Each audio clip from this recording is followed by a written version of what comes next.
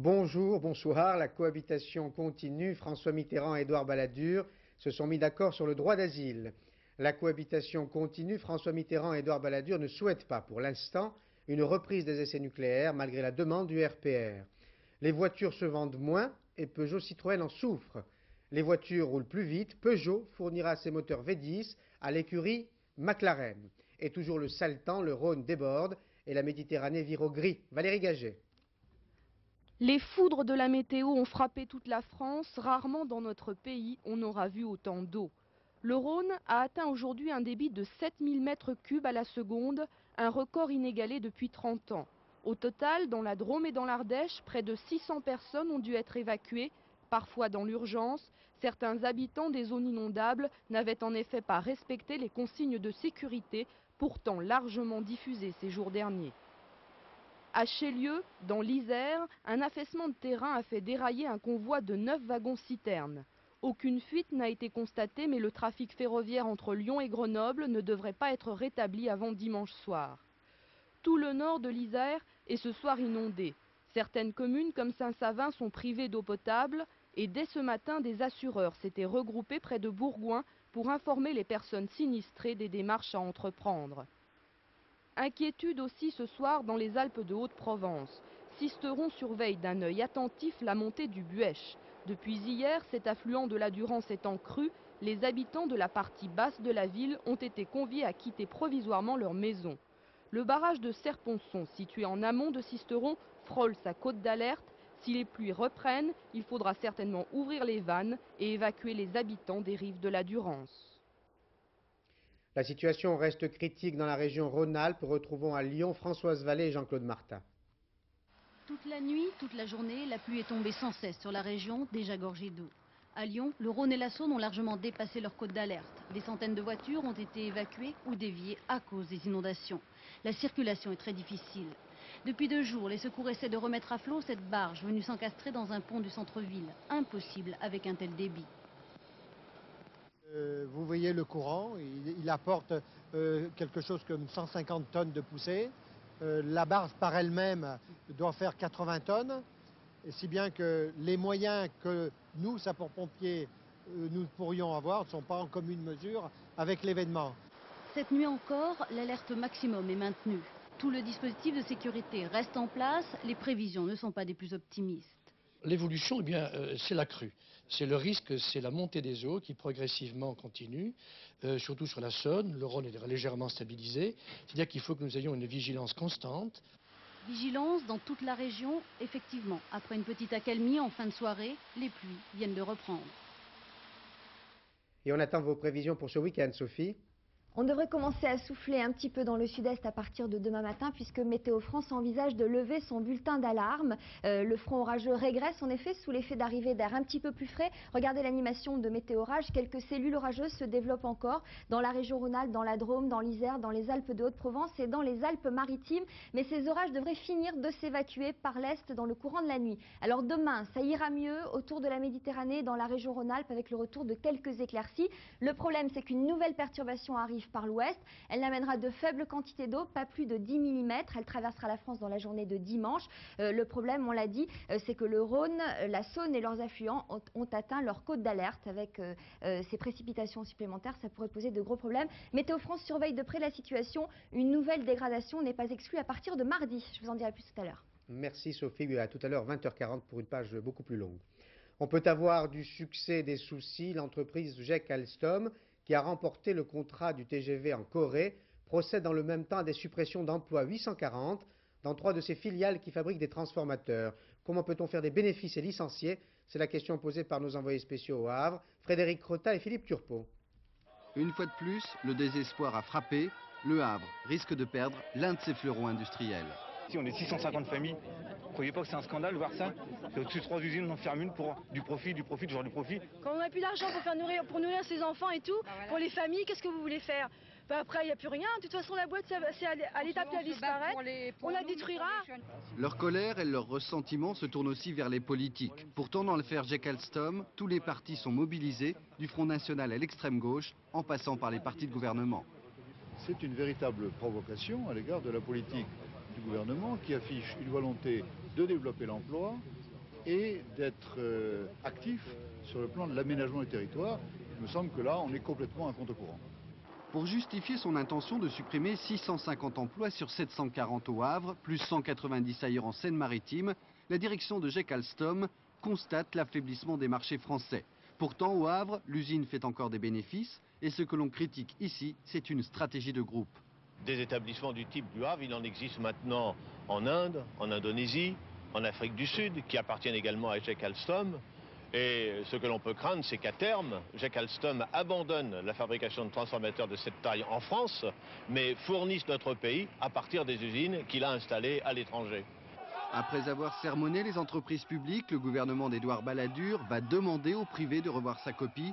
Aura-t-il suffisamment de poids auprès de GEC Alstom pour éviter que dans quelques temps, cette grosse entreprise ne se transforme, comme on le craint, en petit atelier de 90 salariés? Quant à l'entreprise Peugeot-Citroën, elle perd de l'argent, je vous le disais hier, difficultés liées au comportement des automobilistes. Ils renouvellent moins souvent leurs voitures, mais difficultés liées également à des raisons internes. Yannick Le Tranchant, Léo Lamberton. La croisière jaune, le mythique Paris-Pékin, c'est elle qui l'a gagné, la ZX de Citroën.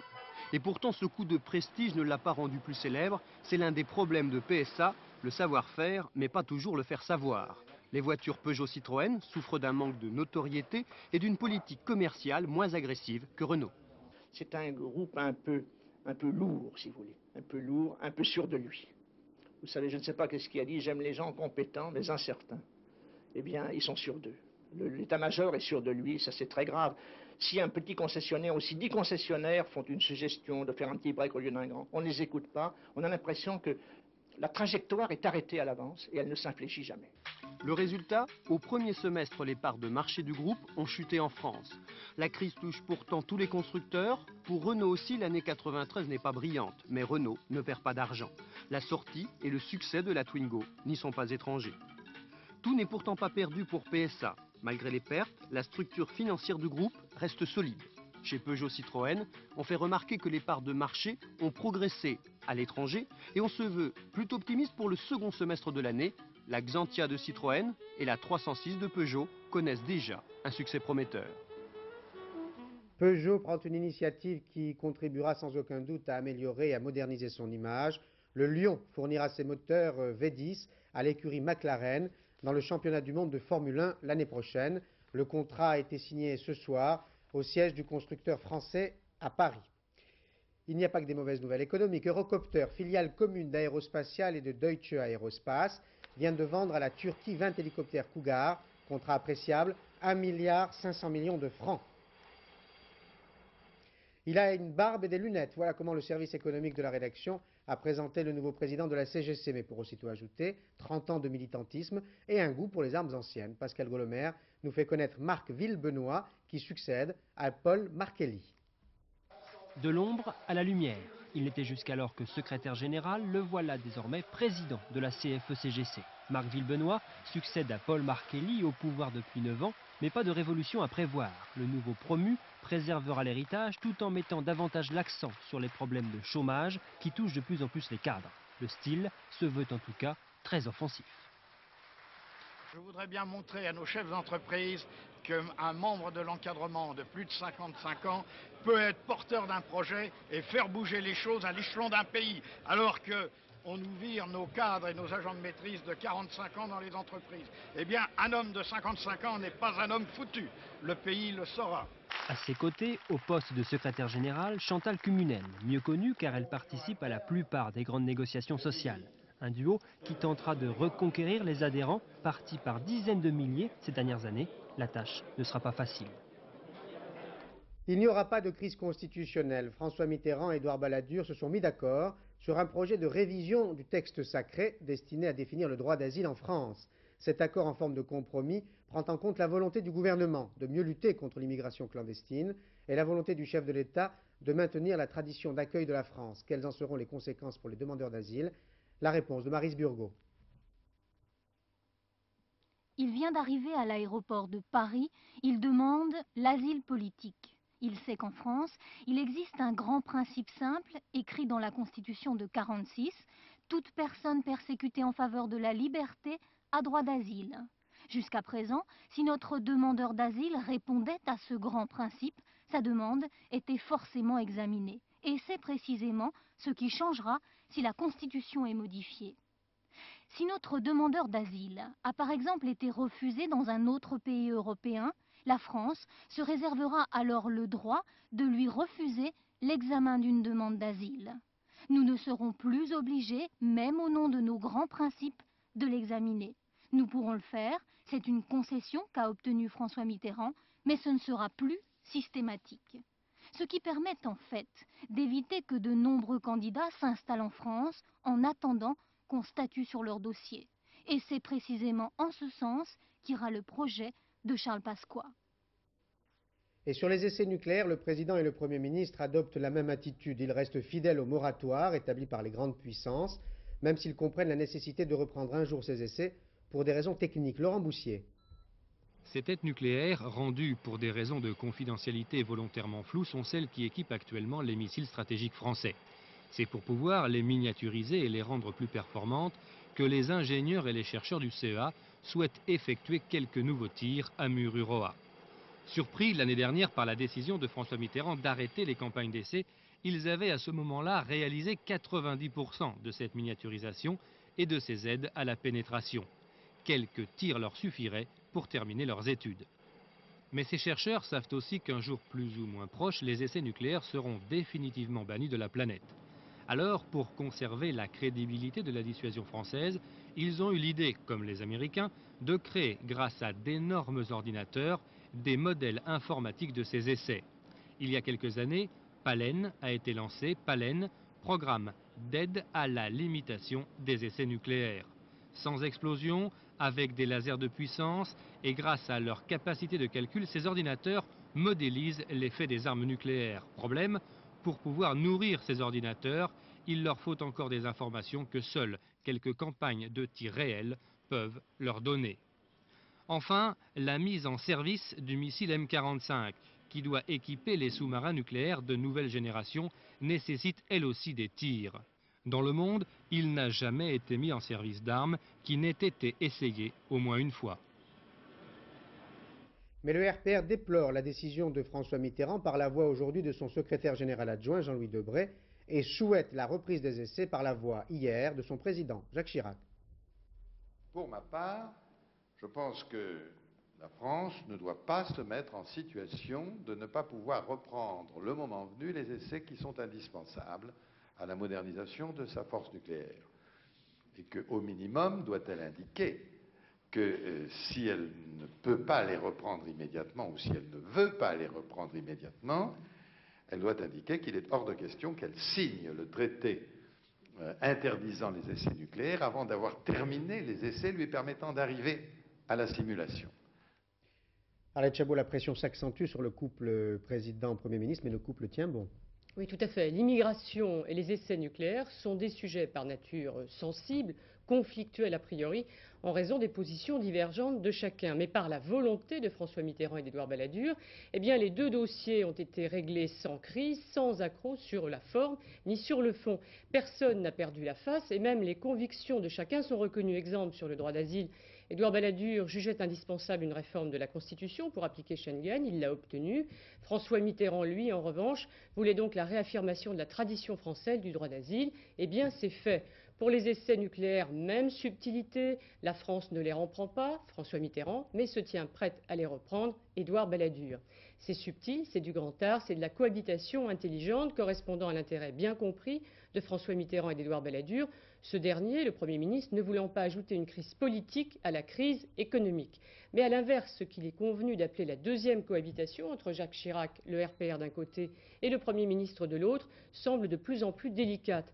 Vous rappeliez la pression du RPR, très forte aujourd'hui sur les essais nucléaires, et cette pression évidemment gêne davantage Édouard Balladur que le président de la République. Au fond, le Premier ministre paraît un peu soupçonné de trop de complaisance à l'égard du chef de l'État. Alors à ce rythme, on ne cherchera plus les accros dans la cohabitation Élysée-Matignon, mais on risque de les trouver entre Matignon et l'Hôtel de Ville. Et c'est dans ce climat de cohabitation douce entre justement l'Élysée et Matignon que Jacques Chirac tente de trouver ses marques, exercice pratique dans un amphi de Montpellier, suivi par Jean-Baptiste Prédalier et Claude Sicard. Ce pourrait être une question de cours. Comment redonner du corps à la politique? Jacques Chirac a sa réponse. En attente de campagne présidentielle, il va au contact. Hier à Montpellier, c'était avec 400 étudiants. 2 heures, moitié dialogue, moitié cours magistral. Au programme, l'état du monde et de la France, pas moins, plus une question surprise, la cohabitation entre Jacques Chirac et sa propre marionnette agitée des Guignols à la télé. Pour dire la vérité, je trouve ça assez drôle, surtout quand ça concerne les autres. Pour moi, je suis évidemment toujours un petit peu plus réservé. Ça, a été un peu excessive. Eh oui. Ça aussi, ça ne m'a pas échappé. C'est bien connu, un bon prof doit savoir faire rire. Il doit aussi répondre au sujet piège, exemple Édouard Balladur. Accepteriez-vous de lui céder le pas à l'Élysée le moment venu? L'idée que, aussi bien Balladur, que Charles Pasqua, que Philippe Séguin, qu'Alain Juppé, que quelques autres, et moi-même, nous faisons du service de l'État, exclut qu'il y ait des difficultés de la nature de celles que vous évoquez. Bref, question grand oral, la leçon du professeur Chirac s'est plutôt bien déroulée. Et puis, même les cours magistraux peuvent se terminer comme des meetings électoraux.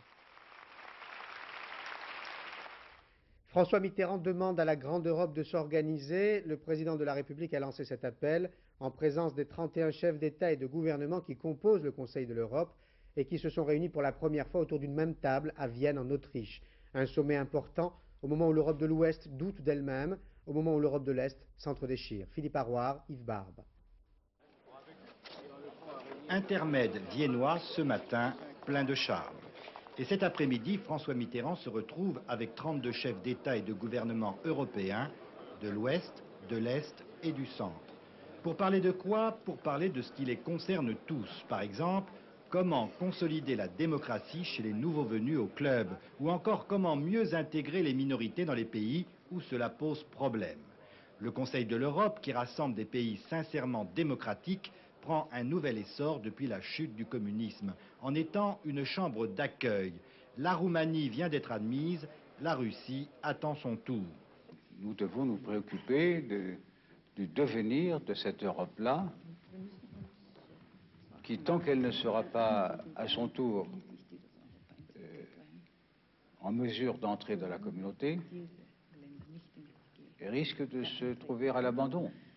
L'idée est simple, quand on travaille, quand on dialogue ensemble, on ne se fait pas la guerre. C'est ce que prouvent les 12 de la CEE depuis plus de 30 ans. Alors si tous les pays européens qui ont en commun la démocratie se réunissent dans le cadre, par exemple, du Conseil de l'Europe, des situations comme celle de la Yougoslavie ne devraient plus se reproduire.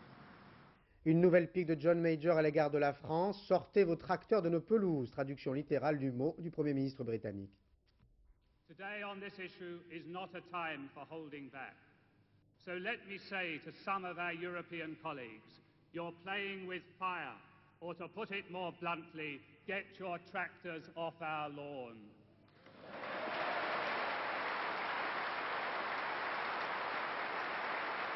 John Major faisait allusion au GATT. Alain Juppé, présent à Vienne, n'a pas voulu répondre. Il est vrai que John Major s'est enflammé pour des raisons de politique intérieure.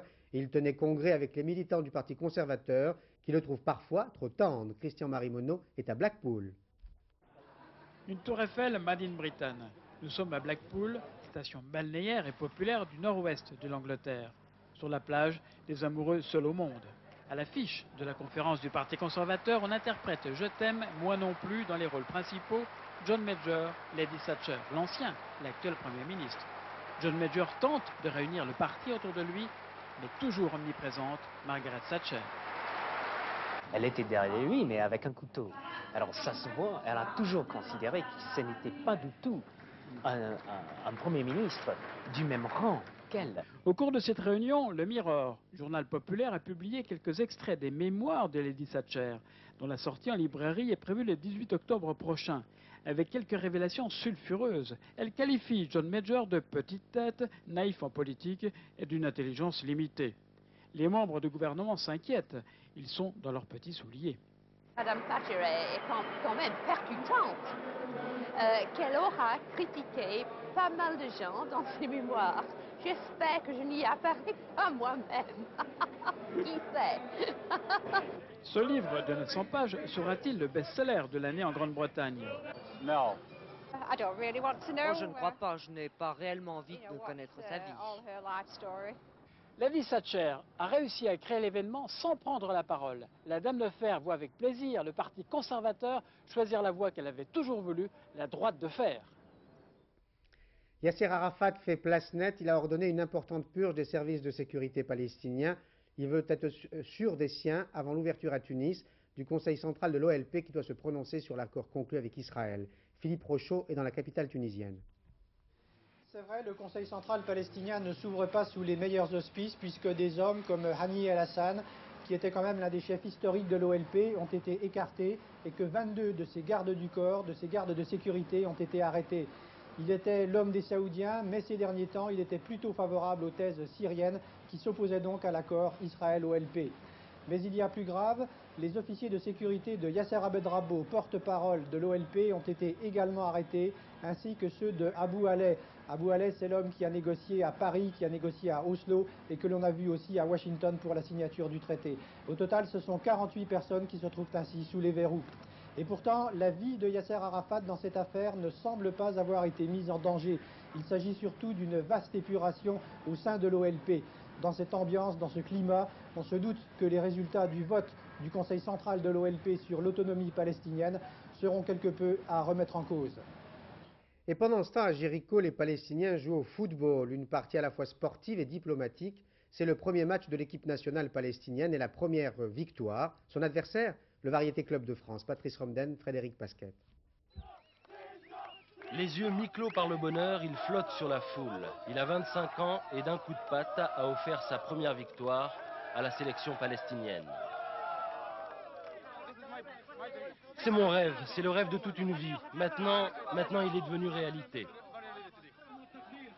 Et ce rêve s'est noué à un quart d'heure de la fin d'une rencontre riche en émotions et en éclats de rire. Car ce but a donné lieu au énième envahissement de terrain. Le public en profitant pour aller féliciter le gardien français et ancien lancéen Jean-Michel Moutier, un peu court il est vrai, sur cette action.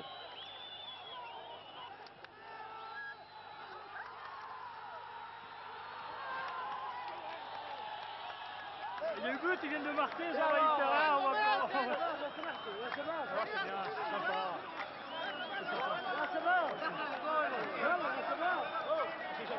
Moutier, héros palestinien, qui l'eût cru. Tout avait commencé 2 heures plus tôt avec l'arrivée de la sélection palestinienne dans sa tenue officielle. Maillot blanc à bande rouge, short noir, bas vert, les couleurs du drapeau proposées par l'OLP par fax spécial de Tunis.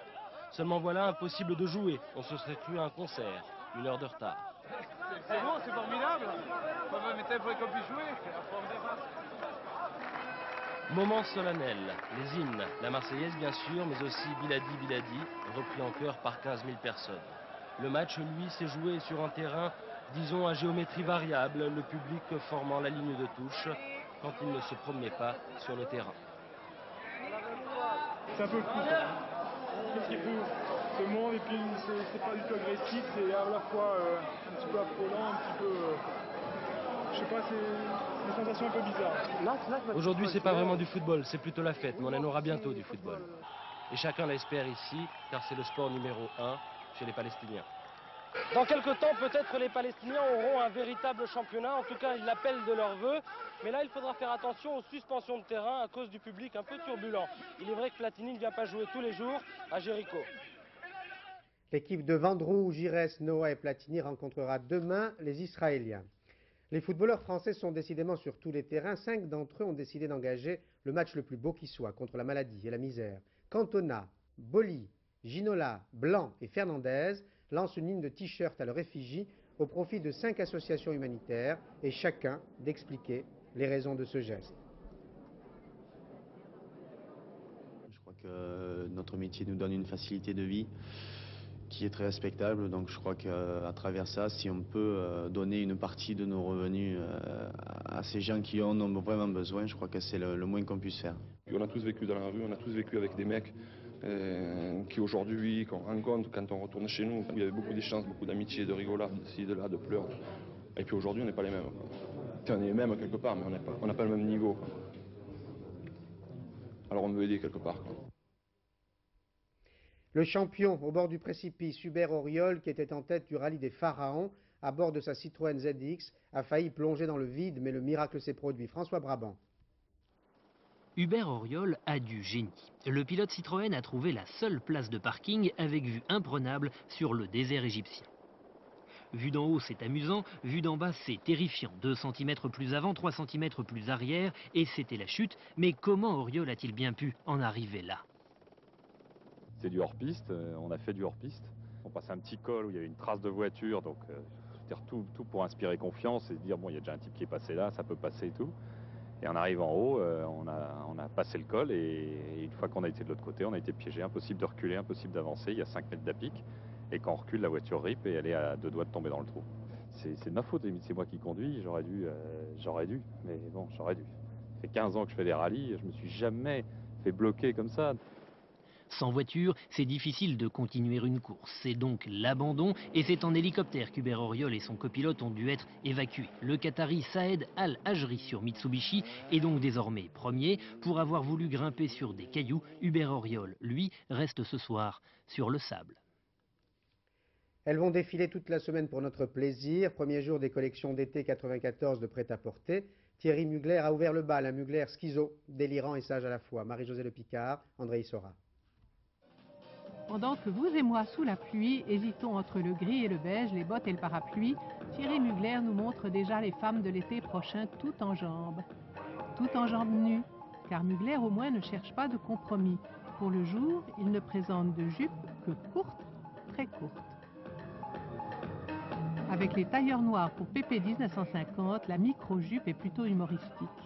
Et les jaquettes bien échancrées mettent en valeur des femmes un peu exagérées. Chez Thierry Mugler, tout le monde est content de venir. Sur le podium, la star en noir, c'est Valérie Campbell, la mère de la supermodèle Naomi Campbell qui défile avec elle en perruque et en blanc. Autre supermodèle, Helena Christensen, est venue pour défiler avec son musicien d'amoureux.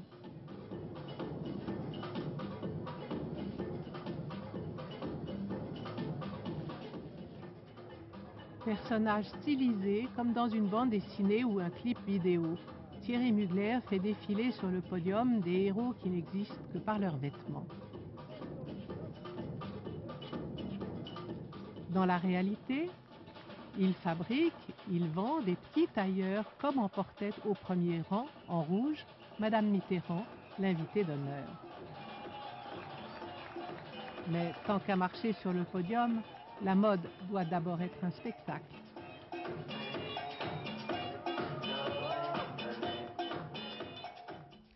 La peinture à Paris a choisi également 2 couleurs, le moderne à la FIAC, le classique rive droite. Georges Bégou, Pascal Pueyo.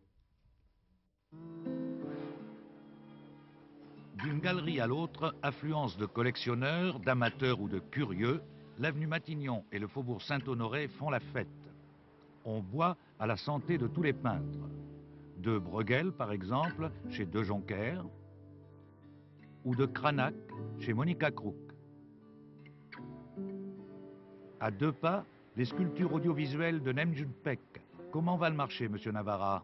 On commence à avoir des gens qui nous demandent des renseignements, qui nous demandent des prix, et qui parfois profitent des prix qui ont extrêmement descendu pour concrétiser, pour acheter. Gros succès pour Bernard Buffet à la galerie Garnier. Il a peint la Provence avec beaucoup de force et de lumière. Cette exposition le réconciliera peut-être avec une certaine critique. Hommage au sculpteur Lobo, récemment disparu, chez Daniel Malingue. On peut dire que depuis 8 à 10 mois, la peinture a remonté de 10 à 15%. Galerie Élysée-Matignon, où l'on met en vente pour la première fois ce Cézanne, on garde l'espoir. Nous sommes bien rentrés dans le marché de la peinture, d'un marché définitif qui va maintenant, je crois, s'équilibrer. Des prix et des tableaux à tous les étages pour une clientèle qui doit avoir, malgré l'assainissement du marché, un certain répondant. En guise de dessert, visitons la galerie américaine Finlay qui expose le peintre français Jean-Claude Choret dont les natures mortes, offertes à la caresse du regard et de la main, ont la qualité des maîtres anciens. Signe encourageant de reprise, les 3/4 de ses œuvres se sont enlevées le jour du vernissage. Un hommage de France 2 à notre ancien président Pierre Desgroupes, un hommage rendu par l'actuel président Hervé Bourges avec Madame Desgroupes. Ils ont inauguré ce matin le studio Pierre Desgroupes. Hervé Bourges a salué le grand patron de chaîne, le grand professionnel indifférent au courant et aux modes.